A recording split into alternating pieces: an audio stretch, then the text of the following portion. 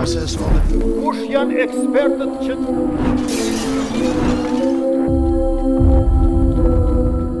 të nderuar miq të RTI-s, përshëndetje dhe mi sot takojmë edhe sot në emisionin 104.1.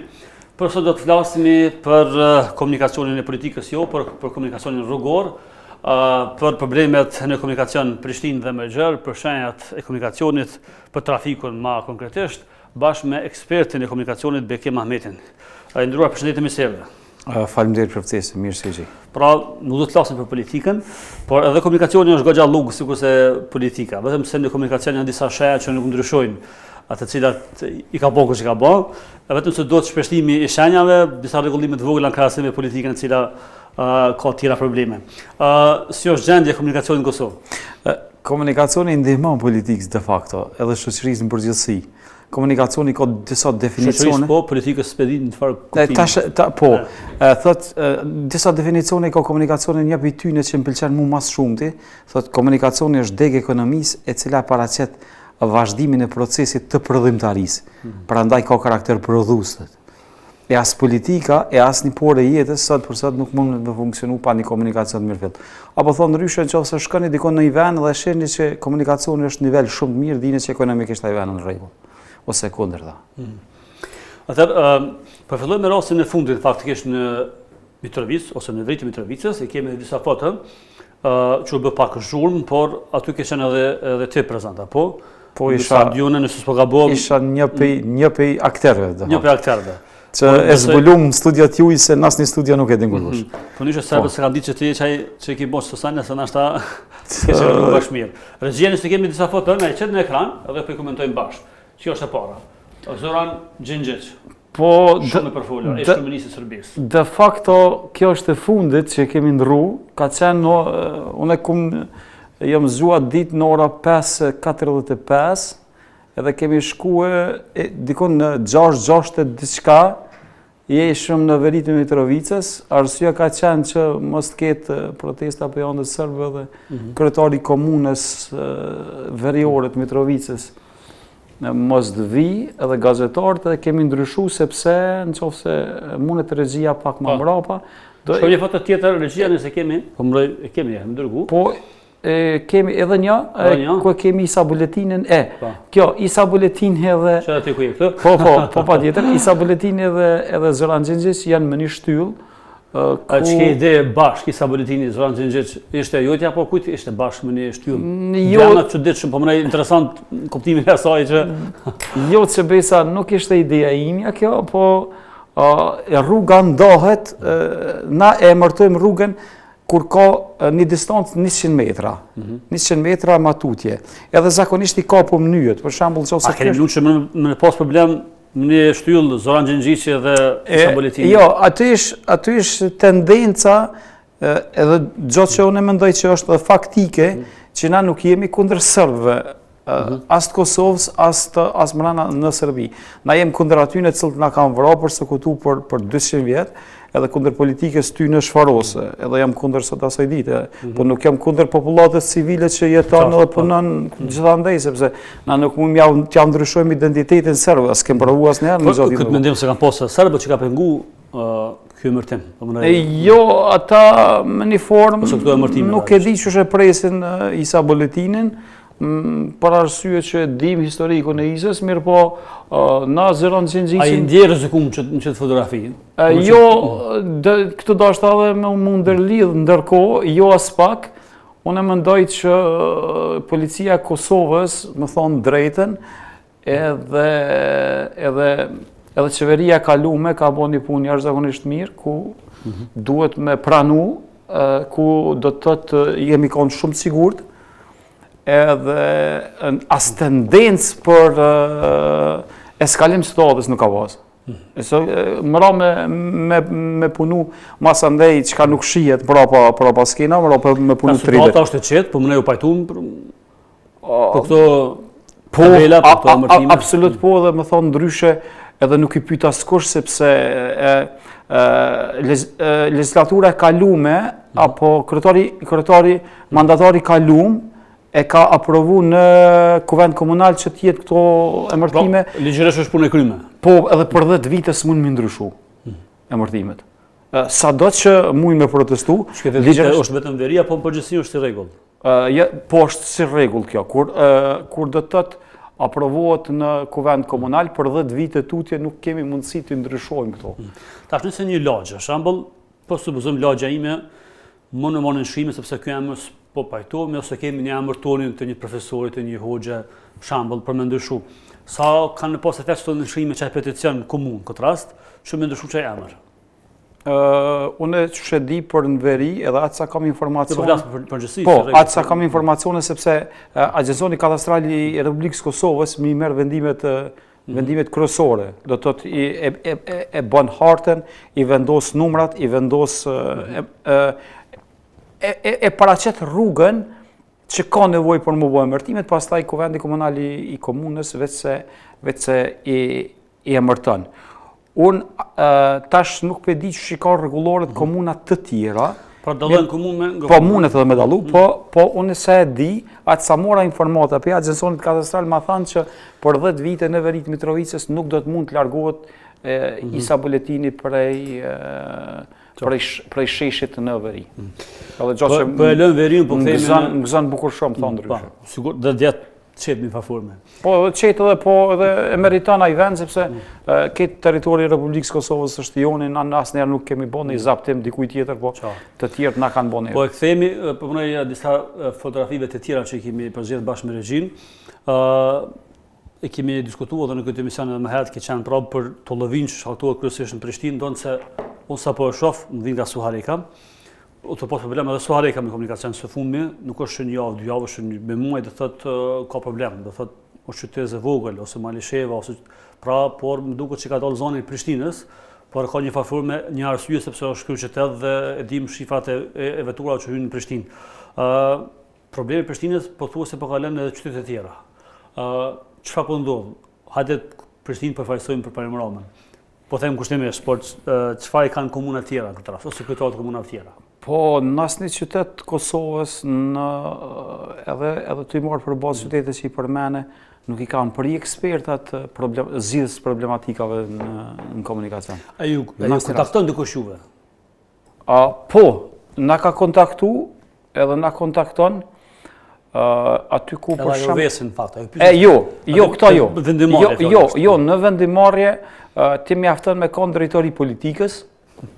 Edhe pastaj kur je drejtor ti, ai nalet të pyet ty, edhe ti shpjegon diçka çka mundet ai me majt mend, edhe ai del nestrit krejt gabim me thatë ato.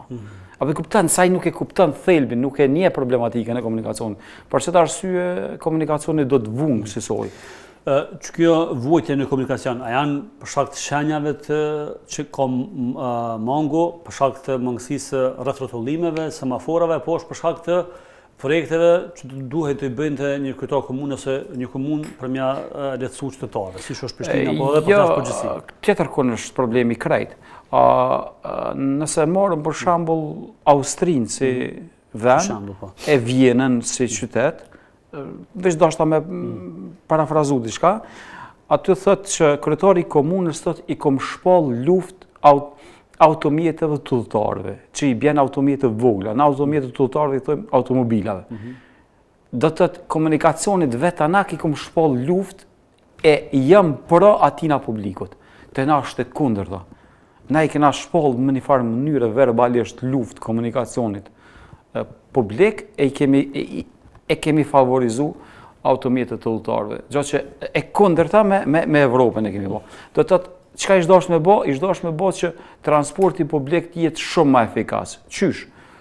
Për shembull, unë kam pas një ide që komunikacioni zhvillohet me mbi binar, ku Feriza Lipjani, Fush Kosovë dhe Obiliqi ta keni terminal prapa Pallatit të Rinisë, ish Baramizi, edhe pastaj edhe PDI-va lidhet me komunikacione kurrëdor, edhe kësaj edhe na me një formë të shpallëm luftë automjeteve të udhëtarëve, sepse edhe na shkakton kaos, edhe e ndot ambientin jashtëzakonisht shumë, është një prej dotësve kryesor para Obiliqit, tymtarët që lirojnë tymin prej automjeteve të udhëtarëve, e kësaj i kishmi nënshtruar në komunikacionin ma ekologjik.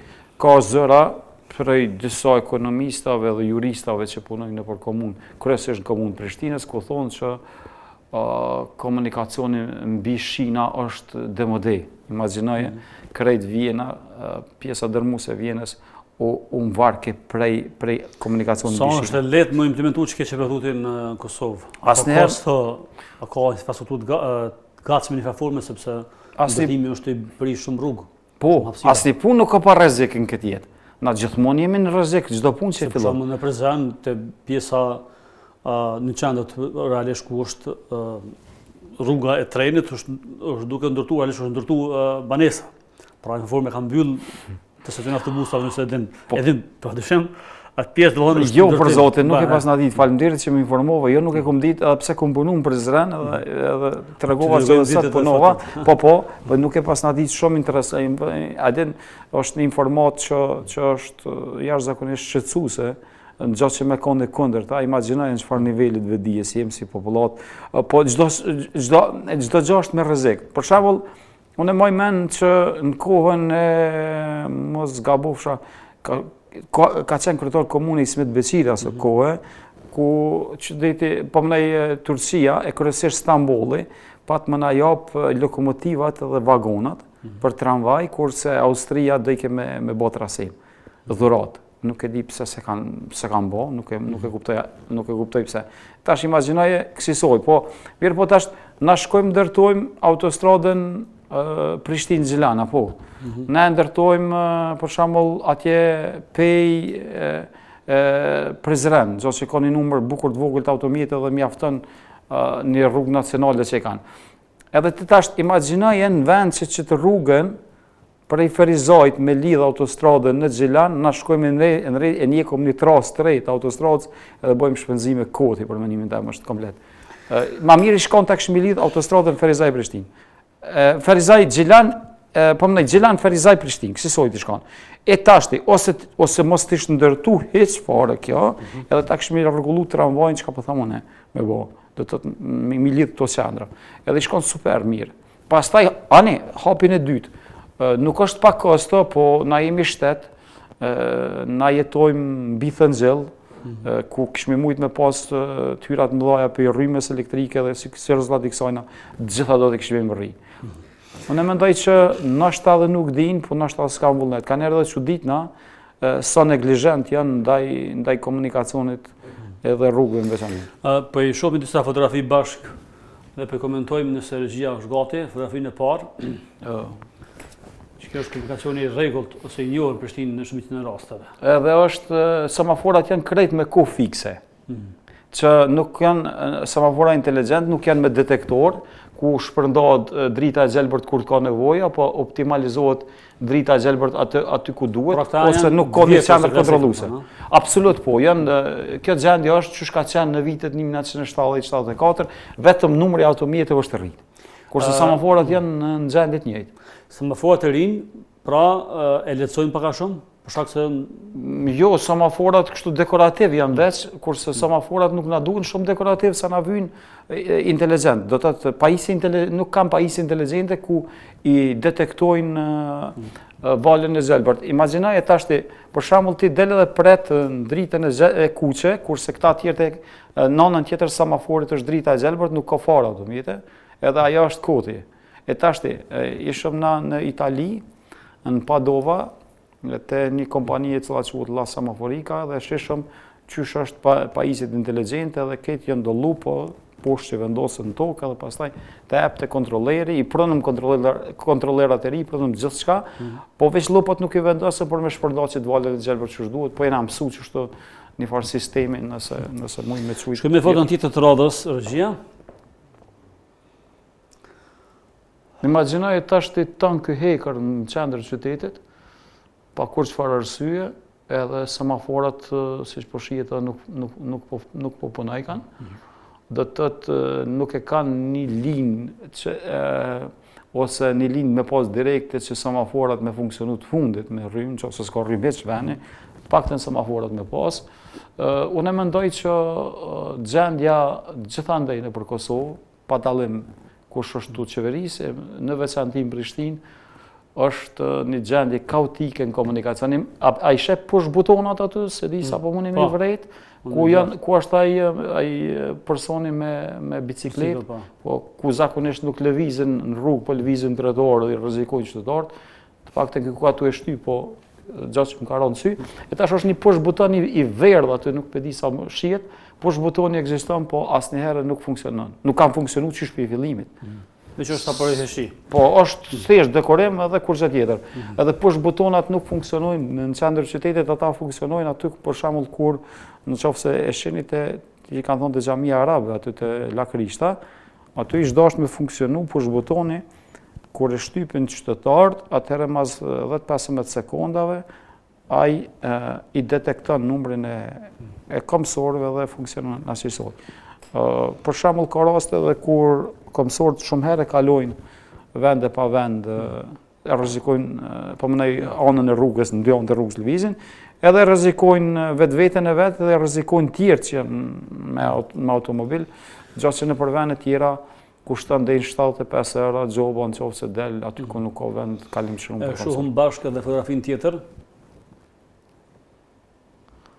Po, kjo realisht praktikisht duket një gjendje normale për inalti, mirë po edhe këto, dy autobusa në qofë se tentojnë, tash automjeti i zi ku po dënë më këthy, në anën e djatë autobusi këtu beka që po shkruan që tenton me hy më këthy në anën e majt, në qofë se ishin konë dy autobusa zakonisht kontaktojnë e prejkon një tjetërin, për shkak të rrezet kthesave të cilat nuk janë të llogaritnë asnjëherë. Ne e kena po, kur e kena punu Bill Clintonën, nuk kam qenë projektus, edhe i kena konstruktur rrezet e kthesave tamam si duhet, ata i kanë kthy prapë në gjendje të vjetër për arsye të sipërfaqeve të cilat marrin në qytet.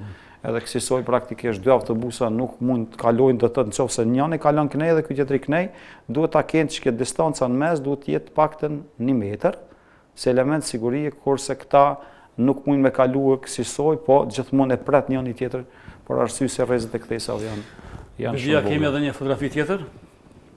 Mund ta shohim bashkërisht. Ka foto e vjetër, po dim ku është. Ku ka. Por nëse kemi një tjetër të autostradës, regjia mund ta shohim. Tjetër kemi të autostradës? Në fakt këso është autostradës. Kemi apo nuk kemi? Të autostrada më lejoni veç edhe diçka, masi ku kisha spjegu diçka edhe për qytetarët dhe për juve. E shihni shiritën emergjent, kursinë emergjente, zakonisht në Gjermani kursia emergjente është thujse sa janë dy kursi bashkë. Po mënej, sa është njëna kursi? Dy kursi vajtë ardhe. Tash, po e supozojmë që njëna kursi këtu në autostradë 375 drejt. Ashtu i dimensionohet, aja. 375 shohet drejt, po 375 shohet edhe kursia emergjente. Jo dy gjysë të na që është. Të na është dy gjysë? Dy gjysë është, po. E arsyeja... Sa është e mjaftueshme? Po, arsyeja është që kur kemi komunikacion të madh, fluks të madh të komunikacionit, kishmi mujt me përdorë dhe kursinë emergjente si kursi, e përdorin gjermanët ato. Ose thonë ndryshe, i kena dy kursina, e që të kursin e majt, ata kur kanë autostradë që i lidhen dy qytete kryesore, zakonisht e lanë 3,5, e këto e lanë 3,75. Se këto 3,5 kalojnë vetëm automjetet e vogla, kurse 3,75 zakonisht e përdorin automjetet e rana transportuesa, po. Do të leta gjysmë trana dhe trana. Kamionat, thonë ndryshe. E tashti, ata kursejnë dikon 25 cm në kursi rrugore. Mirë, po 25 cm në 200-300 km, atëre bëhet me hektar tokë buke që hupëm. Sepse autostrada kur kalon në për tokat e bukes merr shumë hapësirë, na kemi thonë 1 metave që autostrada e ka kjo, 1 metave, se ka 8 meta tjera. Për shembull është krijon monotoni gjatë ngasjes, është shumë e drejtë, edhe bjen niveli i vigjilencës. Kështu me radhë, Se autostrada nuk kushton nuk hajë drejt? Jo, është mirë, po na gjithmonë si më thonë, na e analizojmë në shkencën e inxhinieri shkallën e shfrytëzimit. Një farë nije kemi na. E shkalla e shfrytëzimit është pej 0.1, për shembull deri 0.9, asnjëherë ti nuk mundesh me marrë shkallën e shfrytëzimit 100%. Apo, për shembull atë telefon që ne përdorim kur 100%. E përdorim 30%, 40, 50, 70. E tash autostradë na sa shfrytëzohen. E shfrytëzojmë për shembull sa shfrytëzojmë në Kosovë speditash, se nuk ka matje. E tash ti, që kjo rruga e drejtë ka mangësi, se jetë është relative. Jo gjithmonë është mirë kjo.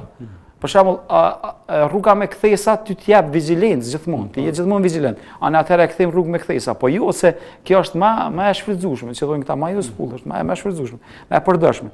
Po kjo krijon monotoni.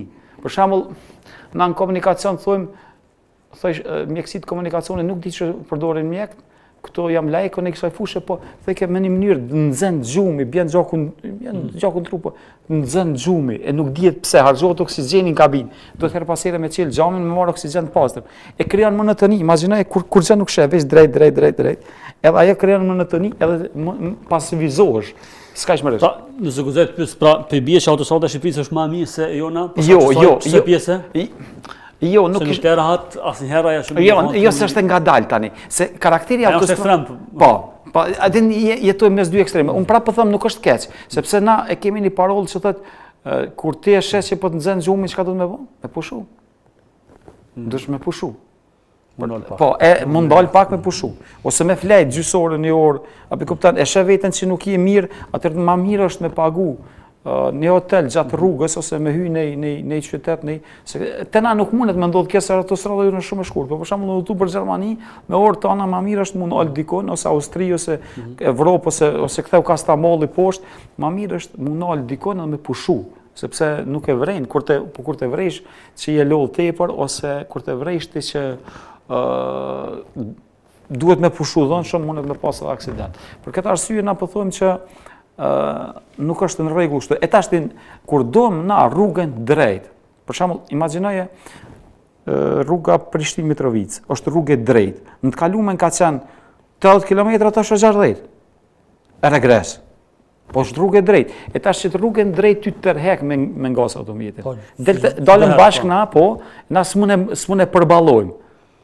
Për këtë arsye çka ish dashur me bëj, ish dashur rrugë sekondare me mbyll.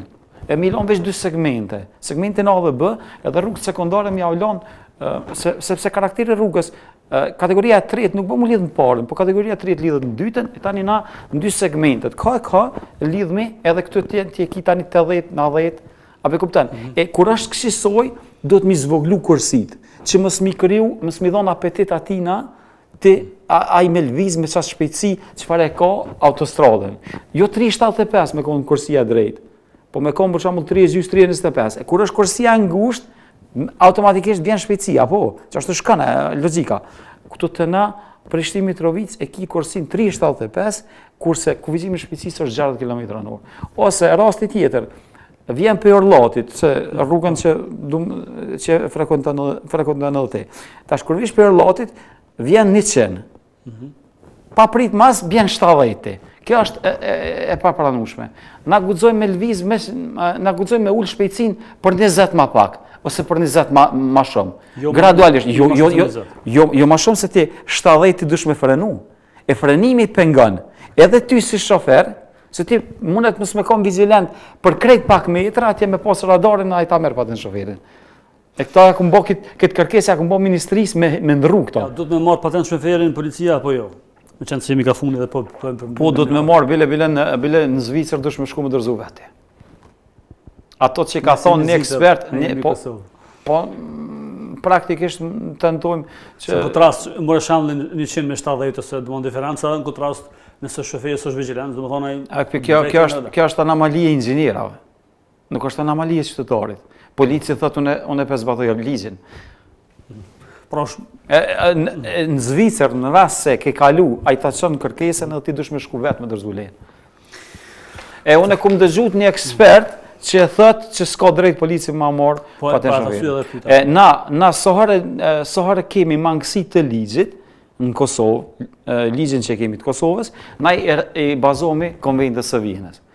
Konventi e Vienës është, na nuk jemi antar të Konventit të Vienës për arsye që 5 shtetet e Bashkimit Evropian nuk na njohin neve si shtet, për ndryshe është dashur që kushtetuta e komunikacionit të jetë konventi i Vienës. Na nuk kemi kod rrugor, do të thotë, për përfundoj, nuk kemi kod rrugor. Kodi rrugor aprovohet në parlament edhe e ka për bazë një konvent, ja të Gjeneves, ja të Vienës. E Gjeneves nuk përdoret, po e Vienës. Edhe na duhet tashti i përshtatëm, e harmonizojmë ligjin në bazë situatave të cilat i kemi në Kosovë, po duke mos dalë pe kornizave të konventit Vienës. Ju kem faleminderit që ishte pjesë e këtij misioni. Faleminderit shumë. Suksese në punën tuaj. Është kënaqësi gjithmonë në kohën këtu të ju dhe kënaqësia e madhe është të kërdasim për komunikacion. Atëherë të nderuar miq, kaq për këtë emision për sot. Takohemi nesër dhe atëherë mi mbetshi me programet tona e kujdesin e komunikacionit. Kush janë ekspertët që